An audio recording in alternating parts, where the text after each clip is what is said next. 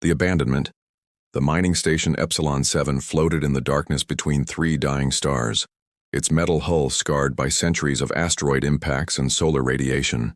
Inside, 2,000 human miners and their families had carved out a life in the most unforgiving corner of the galaxy.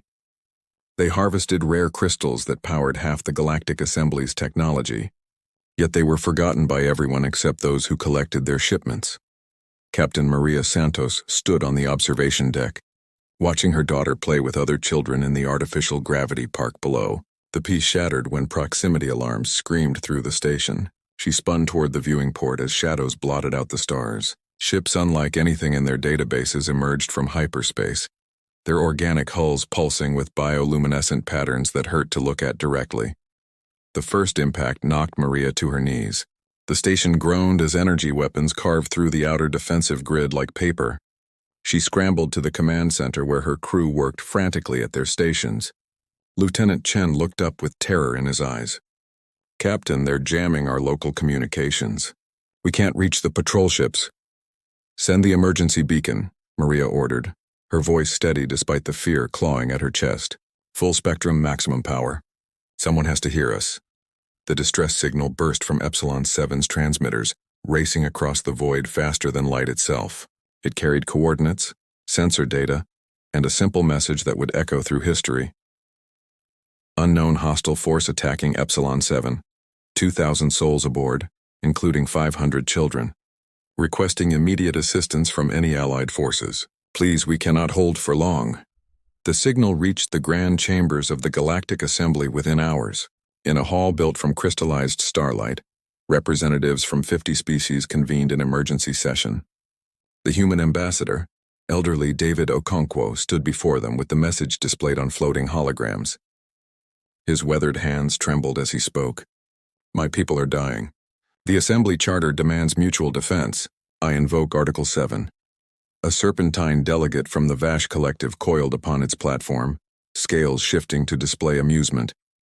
"Article 7 applies to strategic assets, Ambassador. Epsilon 7 is a marginal mining operation in dead space, hardly worth mobilizing a fleet."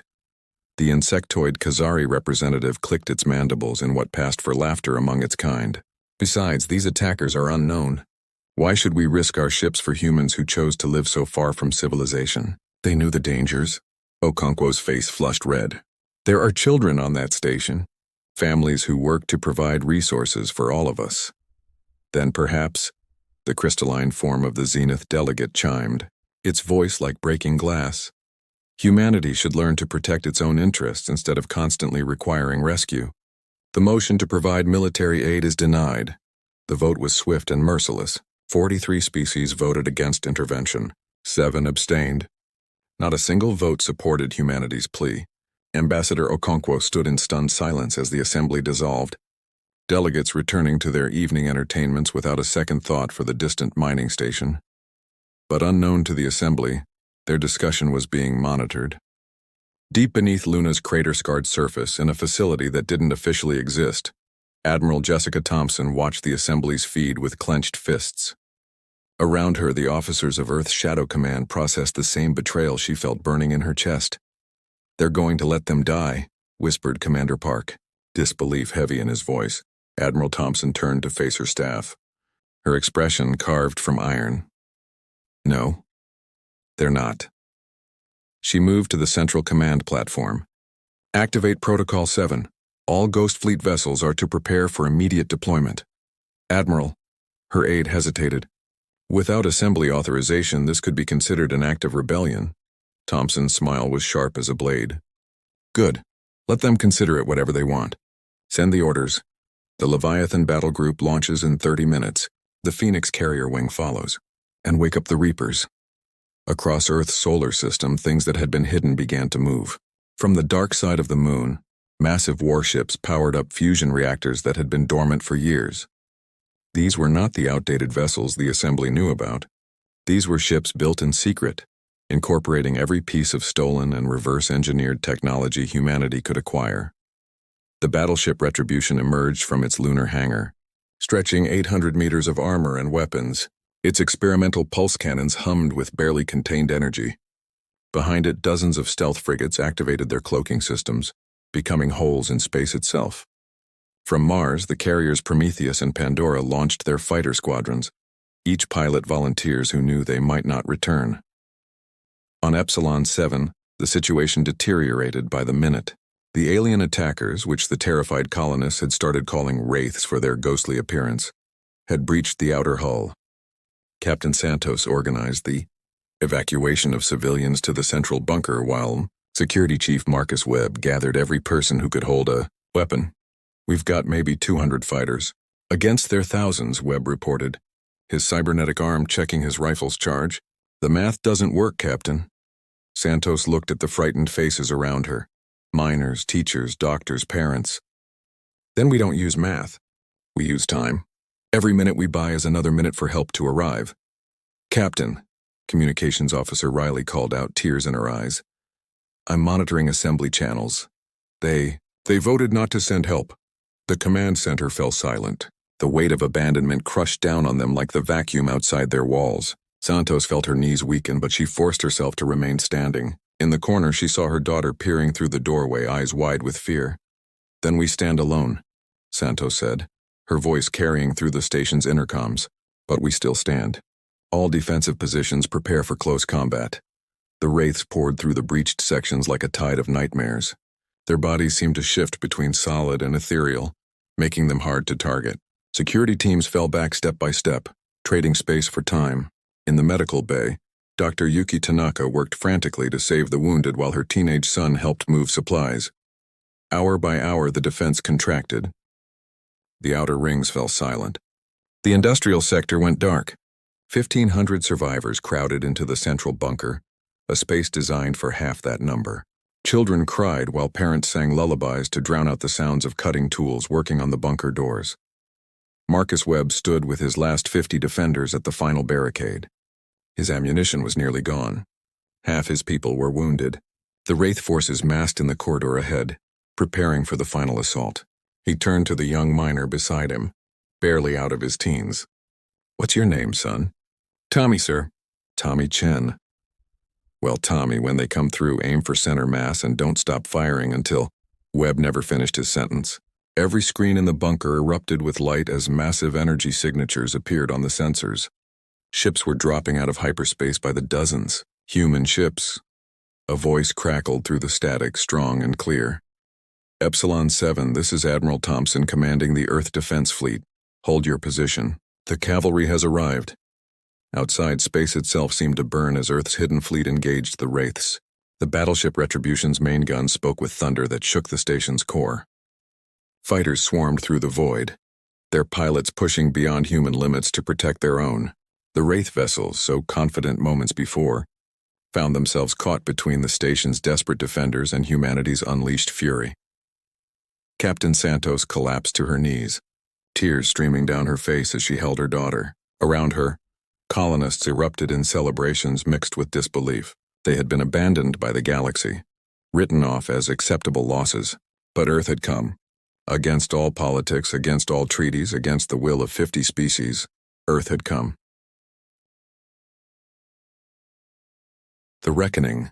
The space around Epsilon 7 transformed into a cathedral of fire. Admiral Thompson stood at the center of the Retribution's bridge, her eyes tracking the battle across dozens of displays. The wraith ships moved like living things, their organic hulls rippling as they tried to adapt to humanity's assault. But humanity had learned to be unpredictable. "Launch the Wasps," Thompson commanded. From the carrier Prometheus, 10,000 micro-drones erupted into space, each no larger than a human fist. They swarmed toward the wraith vessels, overwhelming their point defenses through sheer numbers. When they attached to the organic hulls, they injected specialized nanobots that humanity had developed after studying captured biotechnology. The wraith ships began to convulse as their own biological systems turned against them. Commander Park coordinated the fighter wings with precision born from years of simulation. "Phoenix Squadron, break their flank. Dragon Squadron, protect the station. Reaper Squadron." He paused, then smiled grimly. "Show them why humanity named you after death itself."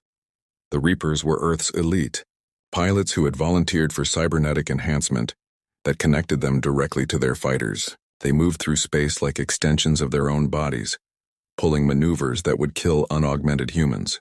Their squadron leader, callsign Ghost, had once been a mining station kid herself. She carved through wraith formations with vengeance burning in her augmented heart. Inside Epsilon 7, Marcus Webb watched his tactical display in amazement as green dots swarmed the red. "They're pushing them back," he breathed. Then louder to his exhausted defenders, "They're pushing them back. Hold the line." The wraiths, sensing the battle turning, attempted something desperate. Their largest vessel, a biomechanical horror the size of a small moon, began to pulse with sickly purple energy. Admiral Thompson's science officer went pale. "Admiral, they're charging some kind of planetary-scale weapon. If that hits the station, then we make sure it doesn't." Thompson turned to her weapons officer. "Prepare the Longinus Protocol." Across the bridge, officers exchanged glances. The Longinus was humanity's most closely guarded secret, a weapon that violated 17 different assembly treaties. It had never been tested in combat. "Admiral," her second-in-command whispered, "if we use that, the Assembly will—" "The Assembly abandoned our people," Thompson cut him off. "Longinus Protocol. Authorization Thompson Omega-7. Deep within the Retribution's core, ancient machinery built from humanity's study of extinct civilizations came alive. Space-time itself began to bend around the battleship's bow as the weapon charged. The other human ships immediately pulled back, their pilots knowing what was coming. The Wraith moonship fired first, a beam of pure entropy that would have aged the station and everyone in it to dust in seconds. But the beam never reached its target. The Retribution fired the Longinus, and for a moment reality broke. A corridor of folded space connected the two ships, bypassing the normal laws of physics. The Wraith's own weapon was redirected back upon itself, while simultaneously, every atom in its biomechanical structure was reversed in temporal flow. The moonship didn't explode. It simply ceased unraveling backwards through time until it had never existed at all. The remaining Wraith vessels fled in what could only be described as terror, vanishing into hyperspace within seconds. Silence fell across the battlefield, broken only by the cheers echoing through every human ship and the station itself. On Epsilon 7, Captain Santos finally allowed herself to breathe. The bunker doors opened and Earth's Marines poured in, their armor bearing the blue and green of humanity's home. The Marine commander, Major Lisa Rodriguez, pulled off her helmet and saluted Santos. "Captain, Epsilon 7 is secure. Medical ships are 30 seconds behind us."